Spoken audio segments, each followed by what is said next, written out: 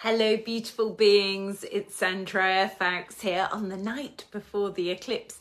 As many of you know, I do past life regression, inner child healing, ancestral timeline healing, spirit releasement. But what I'm going to talk about this evening is really the disassociation of people around this time.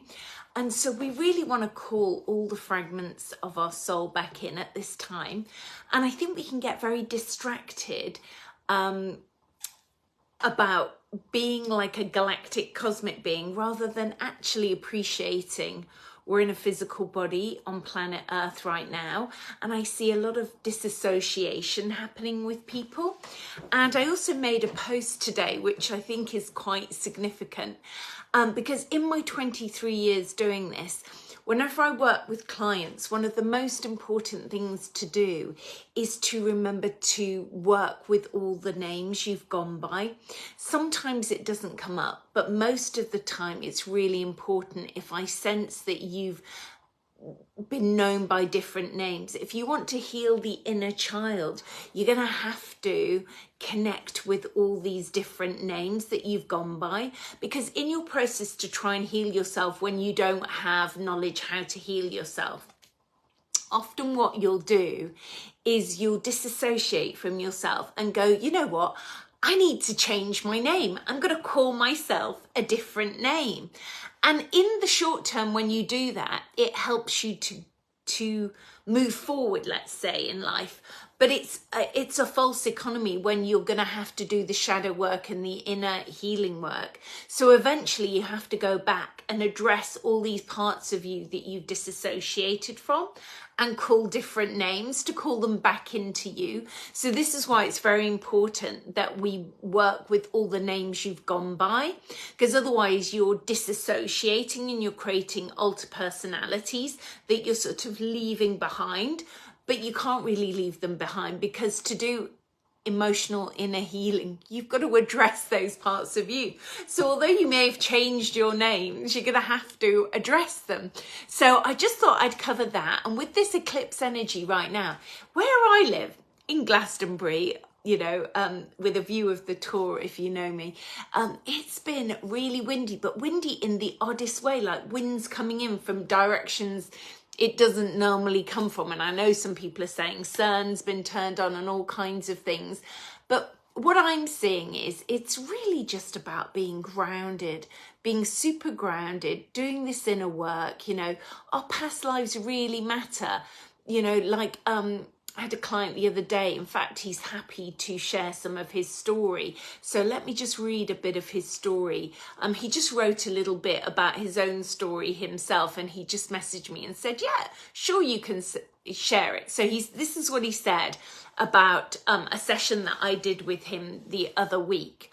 And it's a little bit different, this session, because you know, as much as I'm saying we need to be on planet Earth and heal our past lives, we're also sometimes healing galactic timelines.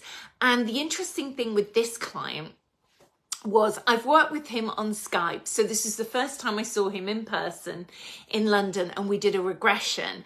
And the emotion that came up where I share with you what he says was profound. This emotion, he was really distressed by what happened in the past life. And I'll give you a little synopsis of also, there was a past life and then a galactic lifetime. So I'll just share with you his synopsis. We did record little bits of it, and I may let those audios be heard.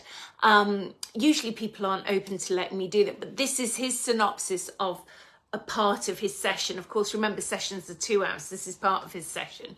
So I just made a summary of your notes. It was a past lifetime on some planet named Z. I think it was Zeth or something like that. It looked like it was in another solar system, because I don't remember seeing Earth.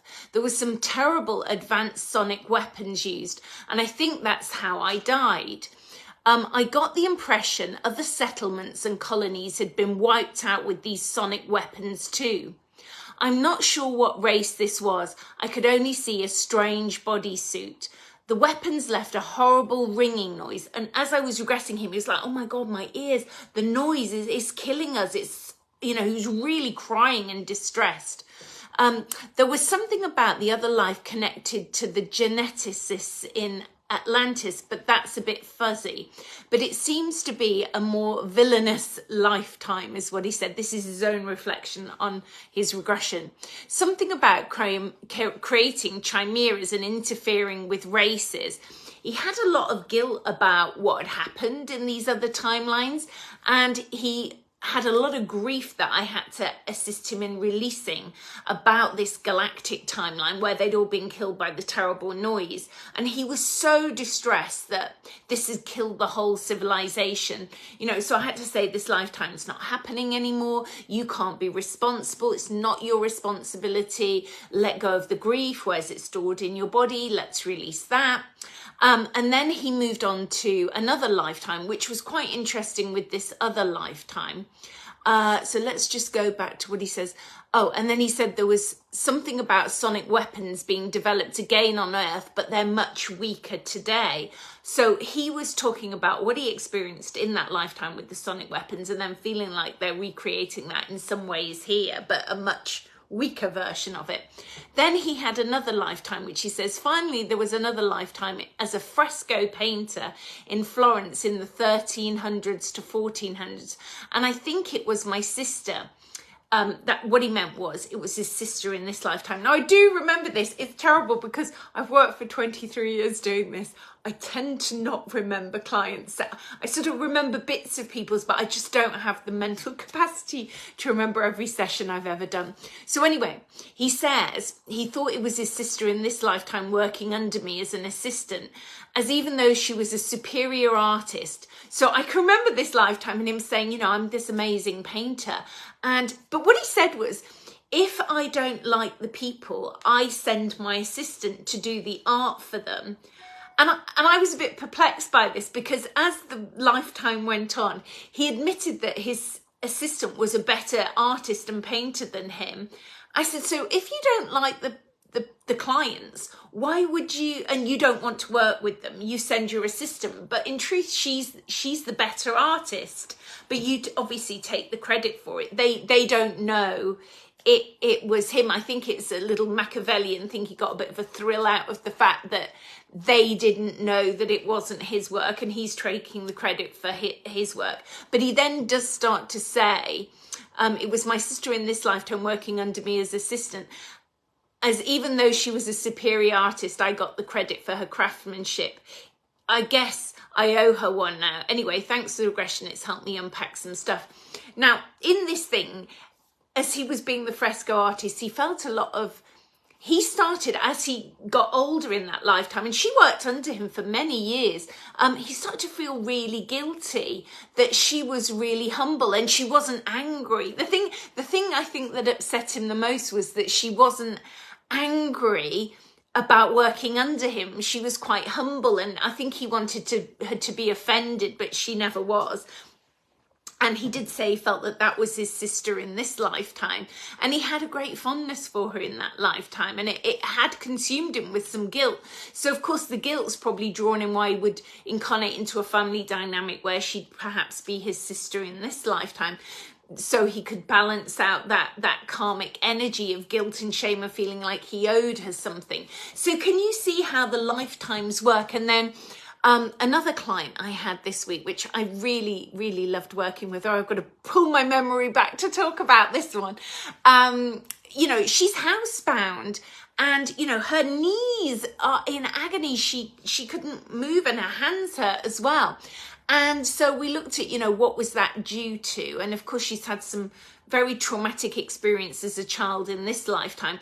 And she wouldn't have consciously remembered this if her mother had never told her that her mother had given her away for 6 months at the beginning of this incarnation in this lifetime. So that had created some emotional abandonment issues, which of course she's not consciously aware of. But the baby is going to go, oh my God, they don't love me. And then they take me back. Very confusing. So she gets parted from this mother and then taken back. So, you know, there's your abandonment issue.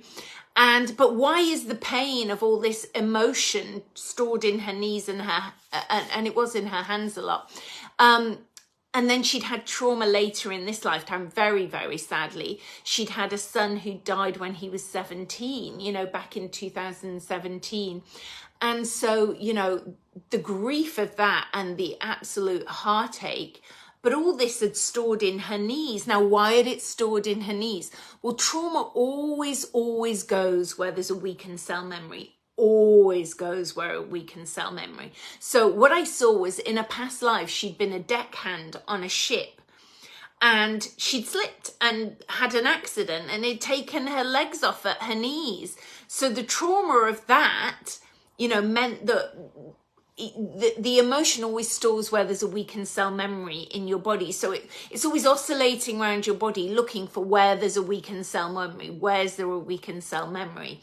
So that's why it goes to certain places in your body. So we had to heal that. But, you know, in that hour session, and there was a lot more to it because I can't always remember everything, I'm so sorry, but I remember snippets of people's lives and stories, and you know, some stories come up more than others because they're so profoundly interesting to me personally, and just something about their session sort of triggers with me. But what I'm trying to show you is, can you see how important it is to weave between the past life, the inner child, the ancestral story as well? You know, we've got to go back into the story of the ancestors a lot, you know, and we often do a lot of healing around the story of the ancestors. Sometimes the ancestors come forward to share their story with you, you know, if there's conflict with the ancestors. And sometimes they attach as entities and they think they're helping you, you know, they attach to want to help you, but they don't realize it's not the era they lived in now. Life is very different now in 2024, and their beliefs and their way of recompensing for the trauma in the ancestral lineage doesn't necessarily work in the now. And sometimes they think they're keeping you safe, but they're just keeping you away from life, you know. And then you can have little children entities attached, and they're like, oh, they don't need anyone else, they're just my special friend. Not helpful, because that keeps you isolated and alone. So the complexities of how we weave between these emotions, and going back to your inner child, going back to, you know, inner child is formulaic really in a way. You have to keep just trawling through bits of it and reclaiming it back. But people don't even start often, or they say, oh, I've done that. Oh, really? You're done with that. And once we start working, they realize they're not done. There was more to it. But if you're really skilled as someone facilitating people to go back into that, and you know, with my 23 years experience, I've got pretty gifted at that. If you can get a key emotion event, you can literally heal a lot of other things, because that thing came from the one key emotional event, and then it's just replicated in other events through your life. Like the first day you gave your power away to a primary caregiver, and that in general is your mother. You know, the first day you decided mummy's happiness is more important than your own, and that can be the most fluffiest of events, you know. And I often tell this story because it's just such a great example to show you how you give your power away. You know, you give your power away by, you know, mummy said to you, don't get your shoes dirty. You go out to play with the other children, and then you think, oh, but mummy said don't get the shoes dirty. Do I play with the other children and then risk mummy telling me off, and then I've made mummy unhappy? Or do I do what mummy wants? And then if you start doing what mummy wants, you spend your whole life not doing what you want and trying to people please. And that's where the energy of the people pleaser comes, giving your power away. So you have to take them back, to take their power back from the primary caregiver, and realize it's not their responsibility to make mummy happy, you know. So all these things, and even the best parents in the world, they're like, I paid a lot of money for those shoes. Do you see, to a small person, saying something like that is really detrimental. I know people don't realize how detrimental these things can be, and they seem like, well, it's just part of life, but it can have quite an impact on you. But, you know, it's life. And as some people I know said, you know, the minute I had a child, I was saving for their therapy fund, because with the best will in the world, they're going to need to process stuff. And that's very true, you know, but the average person in the UK, you know, still in this era sees therapy as something, you know, wrong. And yeah, it's the gift that keeps giving. And I think the thing is, you know, talking therapy is an opening. It's an opening, but it's kind of where talking therapy ends is kind of where my kind of work begins, because there's so much more depth to healing the fragments. It's not just getting people talking about their issues. That's the opening to healing. It's going into the origin of the trauma and healing it from those places. So I thought I'd share this with you. In fact, here's another funny thing. The reason I have this time this evening is I had a client who booked a session, and I've worked with them before, and I just knew, and they've gone to such depths to make the time for 7 o'clock this evening. So, and it was 2 o'clock in their time, 7 o'clock my time. And I just knew they're not going to show up. You know, that's your intuition. But, you know, they booked the session and they paid for it. So I'm like, well, let's give them the opportunity to show up. But I just know they're not going to show up. I can't tune in yet to the story of why they've not shown up. But, you know, sometimes that happens. People, you can read them more than they can read themselves. So those kinds of things happen as well. Or you can sometimes tell with someone will book a session. Rarely this happens, and they're not going to get what you're doing. So some people are an absolute joy, a pleasure. That's most people, you know. The minute we start singing the light language, they're like, wow, you know, they have profound, amazing opening healing experience from sound, because sound is everything. And I think a lot of people who don't understand past life regression try to belittle past life regression by sort of saying, oh, you know, everybody who does past life regression goes back to being someone famous. And they all throw out this, you know, either Roman person or some, you know, sort of like some Egyptian person. And it's just not a truth. You know, in my 23 years of doing regression, I don't see people going back to significant figures in history. You know, yes, there are a few people who have been somebody famous in history, but in 23 years of doing this full time every day, I just don't see people that, and then they go, oh, no one's ever a peasant. Well, they are, you know, most of the people I regress, and they've not just had one lifetime, you know, time prevailing, we can go into various lifetimes. If that's a session in person doing the 2-hour regression, they go back to lives as peasant, mundane, simple people. But it's the emotion of the past life that is so important, and so important that we heal the story, you know, because the story is what you take through with you when your soul leaves your body. That is what's important. The thoughts that you take when your soul leaves your body. The whole lifetime can become almost irrelevant until the point where your soul leaves your body. And the other interesting thing in past life regression is in general, people only have 9 significant events. You know, when I'm going, go to the next significant event, go to the next significant event. It's 9 significant events on average. Okay, some people have more. But in general, it's about 9 significant events before you get to the last day of that lifetime. So that's a very interesting thing to help you reflect on this lifetime that you're living now, because this lifetime is super important. It's the one where you have a physical body. And I'm going to say something quite strange, really, because I love meditation. And as we, on the eve of the eclipse now, you know, be in your body, okay? You know, yes, people come and do regression with me, and yes, it's a 2-hour session, and yes, I do meditation, but I kind of live my life in a form of meditation because I kind of live on my own. So I'm in a different brainwave frequency because I'm spending a lot of time in silence on your own. And meditation can be walking, but if you're, you know, walking around just in silence as you walk in nature, but if you're doing meditation every day, you know, I remember a story of a woman who told me, and it truly shocked me because it was at the beginning of my career, I think. And she told me that she needed to meditate for 2 hours every morning. And I said, what would happen if you woke up and the alarm was late and you hadn't done your meditation? Would you go to work? She was like, no, I'd do the meditation. meditation. And I was like, you know what, you've got meditation out of balance, because you know, you should not be spending 2 hours or 3 hours every day leaving your body, going off planet to some other place. That isn't what planet Earth is about. Planet Earth is about helping you be in this physical body now. And you can only meditate to a certain level before your physical body will be affected if you keep leaving it for hours and hours and hours. You know, you have to be in this body. This is the life you're living now. This life is really important on planet Earth. So don't negate this lifetime, because this is the one.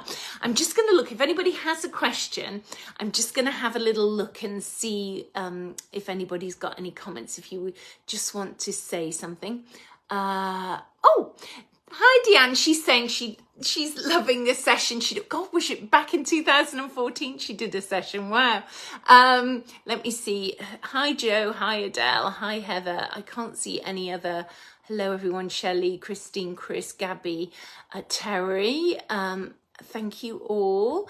I can't see any other questions right now. You know, the other big thing that I deal with is the entities, and as in that story I just told you earlier, if you want to come back and hear another story, remember we can go into galactic timelines and we can heal them, and I do take people between lives.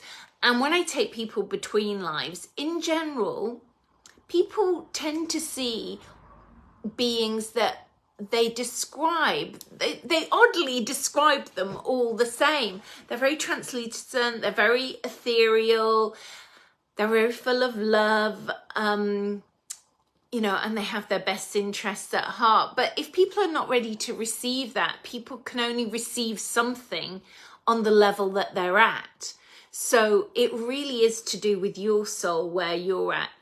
You know, right now, there's so many distractions going on with this eclipse energy, and there's so many people who, you know, they're banging out YouTubes every day, and they're filling people with all kinds of entertaining nonsense, but it's not really going to help you in your physical body. You know, my big passion in the reason I do this work, and I have done this work, as I said, for 23 years, is to help you heal. You know, I love that we can heal naturally without being cut open, you know, without taking pharmaceutical drugs. I love that that is our potential to cellular rejuvenate our bodies. And, you know, I have committed myself to doing that work on myself. And over the years, I've shared many, many stories of how I've healed myself. And if you don't get to the source of the emotion that's stored in you, it's going to have to show itself in your body. All the emotion that you've never released and will show itself in your body as an illness, a dis-ease eventually. And if you don't pace yourself when traumatic things happen in your life, you know, and make space for the important things in your life. You know, I've just seen it recently with a friend and her partner, and she was, you know, trying to advise him the same as I would advise him. You know, work doesn't matter right now. You only lose your mother or your father once. You only, I think that's such an important thing to know. If you have a window of time to be with someone who's poorly and beginning to transition out of their physical body, you know, you only have that window of opportunity to be with them for a very short period of time.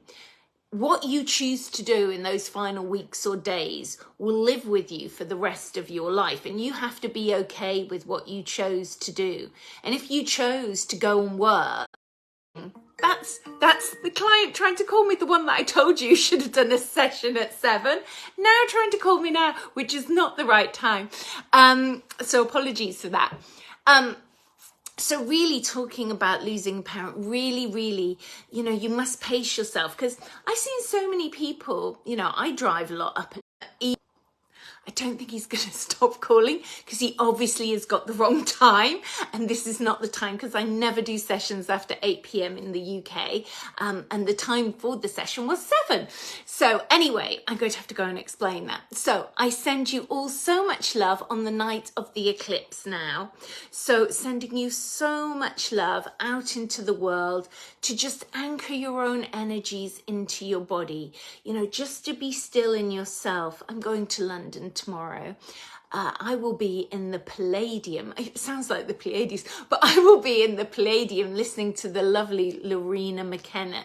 If you've ever heard her music, if you look her up on YouTube, she did a beautiful concert once in the Alhambra in Spain, in Andalusia, just the most beautiful concert there, just absolutely stunning. If you can see that on YouTube, her music is mesmerizing. She did the film score to she did the music for the film score for The Mists of Avalon, which again was a controversial film because I think there was a lot of controversy around the author later in her life, but she's passed away now. Let me just see a quick question before I tootle off. Dreams are very interesting.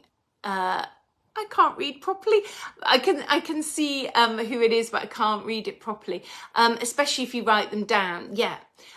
So are they a reason? Yeah, sometimes dreams come up as past lives, but the point is that you need to either be able to lucid dream, to interact with the past life, to clear it to the 0 point field. All of this stuff, if you're not clearing it to the 0 point field, is no point seeing a past life if you're not going to clear the emotional backlog of the past life to the 0 point field. That's what's important. It's not about looking at them like a fairground attraction. It's about really healing the emotion of it. So I'm going to leave you all with that. I really say, you know, please stay in your hearts. Please just don't go into fear and drama, and don't give your power away to anybody outside of yourself. You know, use people to help you take your power back. But other than that, that's the only thing. You know, the people you reach out for help to help you are there to help you take your power back, to help you trust yourself. It's not about you worshipping them, and it's about you learning from them to be healed in you and to be a better version of you.